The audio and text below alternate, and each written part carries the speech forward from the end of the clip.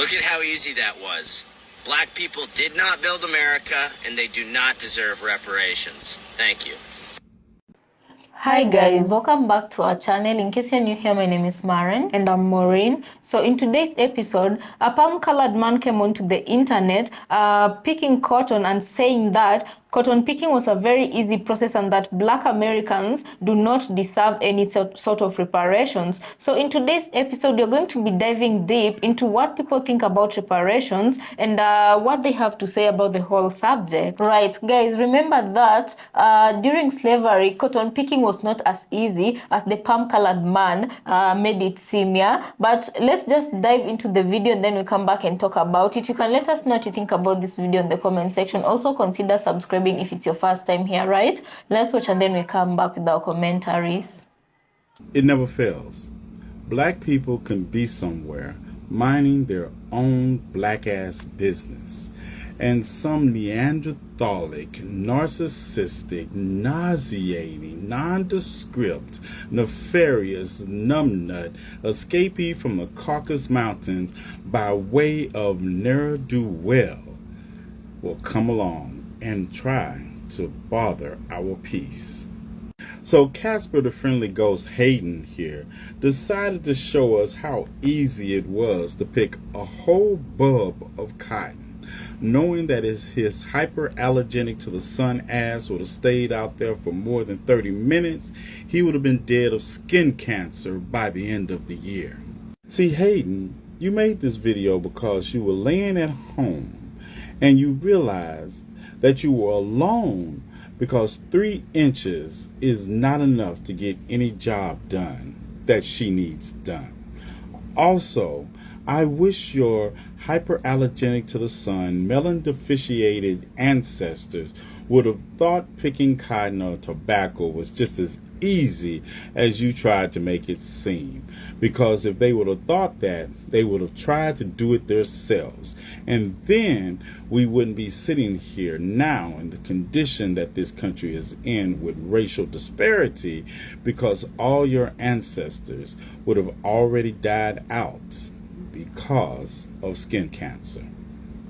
I said what I said, and you have the day your 3 inches brings you. This is one of the most well-articulated pro-reparations arguments that I've ever heard. On race. It's based on status. A black person who comes here from Nigeria or Jamaica or Brazil, they're not owed a penny from America. They chose to come here. We are talking about the people who are freedmen, the descendants of people emancipated by this country. We still know those people because you are one of those people. I am one of those people. A lot of those people here in the audience. I just told you I could break down my genealogy. My dear Nana was 101 when she died. My great-grandfather just died 3 weeks ago. He was 100. He remembers fighting alongside white veterans in World War II. He remembers coming back and seeing his white veterans get homes and lands and pensions and the door being slammed in his face. And we are going to say that America that says liberty and justice for all, that's okay, get over it, keep it moving. But we have to hear never forget for everyone else's tragedy. And as far as from where reparations will come, I need people to stop thinking it's going to come from their tax dollars. Look at all the trillions that America spends right now. We talk about inflation, the invisible tax. We have something called the PPP loans. Do we remember the PPP loans? America spent $6 trillion on PPP loans. You know what they just did? They canceled all of it. And we didn't even know. America gave the corporations, the banks alone, $29 trillion. You know what they did with that? They canceled all of it. So let's start acting as if America is as hamstrung by debt as they want to pretend. When white people in the United States balk at the idea of paying reparations to Black Americans who descended from slaves, they disagree with the Bible. Reparations are a form of compensation or restitution made to those who have suffered injustice, particularly those in cases of racial inequality, discrimination, and slavery. The idea of paying reparations to Black Americans is not a new one. It has been a topic of discussion for decades, if not centuries. However, it has gained renewed attention and support in recent years, following the resurgence of the Black Lives Matter movement and the growing recognition of systemic racism in American society. As a Christian, I believe that reparations are not only a matter of justice and equity, but also a reflection of God's character and values. In the Bible, we see numerous examples of God's concern for the oppressed, the marginalized, and the downtrodden. From the Israelites' liberation from slavery in Egypt to the ministry of Jesus among the poor and the outcast, we see a consistent theme of God's love for those who are on the margins of society. One of the key biblical principles that underlie the idea of reparations is the concept of restitution.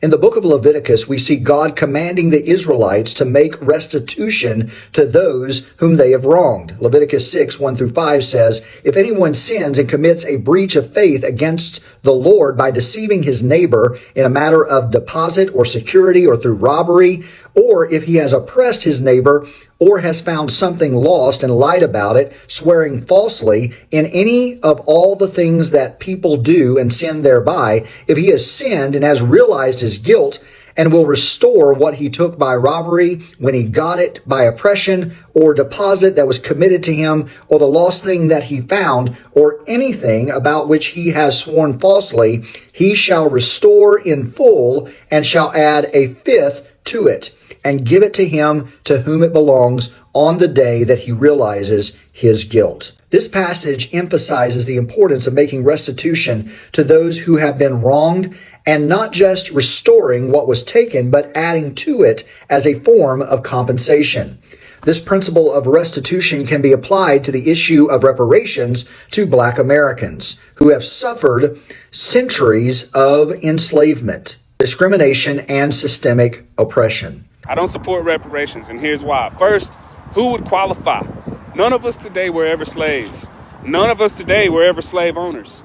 There is no fair way, no realistic way of really trying to determine who would get what. Foundational Black Americans are the ones owed reparations, and we're owed reparations from the federal government. The federal government owes the descendants of the slaves who built this country reparations.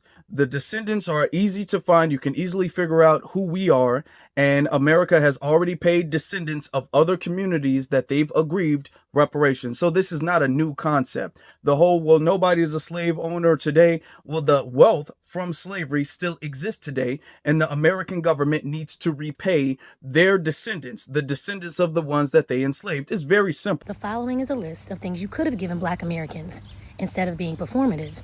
Giving us Juneteenth as a federal holiday, which, by the way, we didn't want, we didn't ask for, and we have been celebrating Juneteenth for centuries without your permission and without your knowledge. In no particular order, Black Americans want the following: economic reparations, direct cash payments, tax relief, debt cancellation, guaranteed basic income, land grants, return of stolen land, housing justice, free or subsidized home ownership programs, mass investment in Black neighborhoods, reparative redlining reversal programs, federal protections against gentrification and displacement, justice reform, legal protection, abolishment of qualified immunity for police, restorative justice programs, mass expungement for nonviolent drug charges, federal protections from police brutality and over-policing, reparations for families impacted by mass incarceration, education equity, free college tuition, heavily funded public schools transformation in majority Black districts,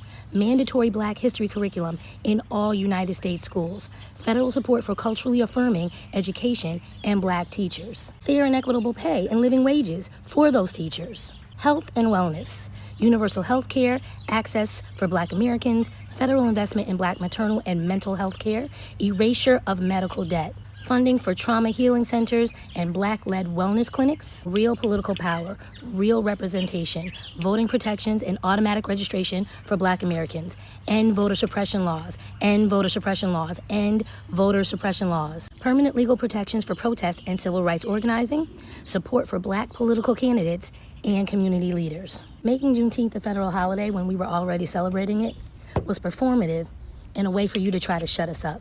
We want real freedom. We want our justice. We want you to cut the check. Happy Juneteenth. Another biblical principle that supports the idea of reparations is the concept of Jubilee. In Leviticus 25, God commands the Israelites to observe a Jubilee every 50th year, during which all debts are forgiven, all slaves to be set free, and all property to be returned to its original owners. This was a radical idea of economic justice designed to prevent the accumulation of wealth and power in the hands of a few and to ensure that all members of society had equal access to resources and opportunities. The idea of Jubilee can be seen as a model for reparations in that it seeks to address the root causes of inequality and oppression rather than just treating the symptoms. By forgiving debts, freeing slaves, and returning property, Jubilee seeks to create a more just and equitable society, one in which everyone has the opportunity to flourish. As a Christian, I believe paying reparations to Black Americans is only a matter of justice and equity, but also it is a reflection of God's values and character.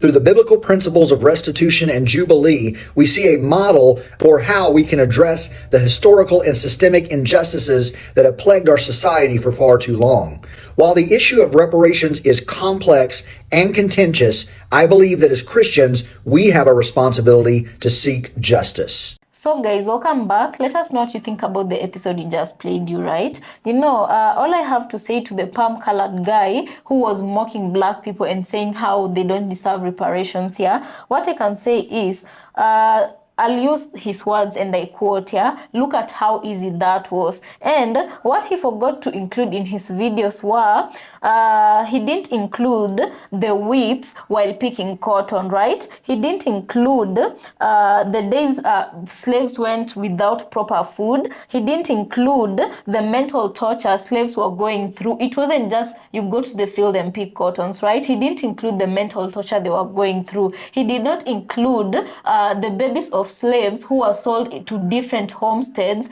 and the babies who were separated from their parents whose lives were not guaranteed to be easy, right? He didn't include all of those things. Right. And also, what I can say about this situation is he thinks picking cotton is easy. Right now, a perfect example of this is when immigrants were started to be deported and some did not show up for work. How many days or how many months or how many weeks did it take for white Americans who went to look for those jobs to slug behind and others even quit working at the farms? How many days, weeks or months did it take before they would say they needed their immigrants to come back and work on the farms? How many crops went bad in those farms just because in white farms, because you haven't had any Black American farmer complaining about the same, but white farmers have been complaining that crops and flowers are going bad in the fields, right? So for this palm-colored person, did he ever, or has he ever, or will he ever wake up at dawn to go to a cotton field, pick that cotton till late in the evening? Will he ever do that? Because he only picked a piece of cotton and said that was a very easy process. Right. I feel like you've given a very good example because there's a video I saw of white people who went to work on a farm after immigrants stopped going to that particular farm, Right. And the owner of the farm, who happened to be white, was complaining about his fellow people. He was saying that white people are lazy and they're very slow and they complain a lot. And not only that, most of them cook under the sun. Right. They were looking weird after staying not even a whole day at the farm, right? And these are working conditions, let's keep in mind, even for the immigrants, they're working conditions where you're gonna be paid some wages, where you're not being, it wasn't like the slavery days. So you can compare and you can contrast during the slavery days where you literally did not have a right to earn any wage. You were working for free, like a literal slave that you were, Right. But then again, that is why we usually say white people, I feel like they tend to be taught history from very different lenses of what Black people are taught or what Black people understand during slavery. And that is why most of them can insensitively come onto the internet and do despicable things like this, right? Because right now, you cannot find, even if you find Black people who are picking cotton right now, the conditions are not, they're not the same as Black people who are picking cotton during slavery. At least conditions nowadays have changed, but it doesn't make it any easier. Right. And guys, there's another thing also I wanted to talk about here. Let's talk about reparations and whether or not Black people deserve reparations, Right. And let's keep in mind when we are talking about this, the white people who are paid reparations, and also let's keep in mind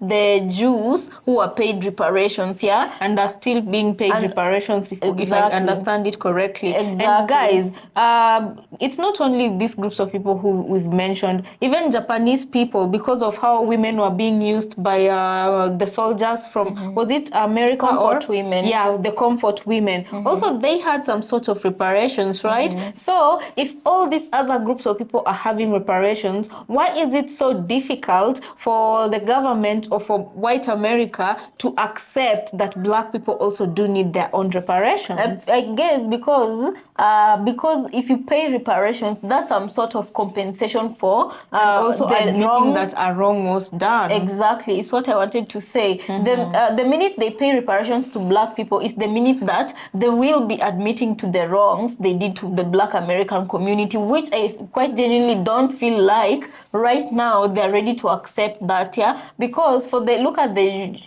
Jews, for them to have been paid reparations, it meant that they had to accept that whatever wrong they did to the community, and they're still paying reparations. But the difference between these two groups is that this other group is black, and for the longest time black people have not been seen as important or as human enough to deserve anything to the level of a white man.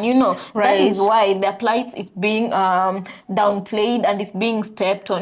Right. And also, when they say that, there's a person here who was speaking, and he said that only black Americans deserve reparations, and I do understand what he's saying, and I also do agree totally with what he's saying. In America, only black Americans deserve reparations because of slavery. Right. Because black Americans did not choose to go to America, as he said, while us, Africans who migrated to America, they migrated of their own free will, so they Right. should not be included when black Americans are being paid reparations by their own government. And also, let's remember that Africans and other groups of black people, Caribbeans and whatnot, they all migrated to America after black Americans fought for rights, after black Americans fought for rights that literally made things easier and better for the other groups when they were coming to America. You get what I'm saying? Right. So for that reason alone, they are excluded from that consideration with good understanding, but black Americans, they were there, they lived it, their ancestors are still suffering because of the same, Right. And if someone were to ask, but Maureen and Maureen or Twinshangout Kenya, why do you say Africans do not deserve the same kind of compensation as black Americans in America? Yes, I strictly emphasize in America, black Americans deserve reparations. When you come to Africa, Africans deserve a very different kind of compensation from different kind of groups, like the Europeans, especially British, Germans, and France. Those are the people who wronged Africans, not white America.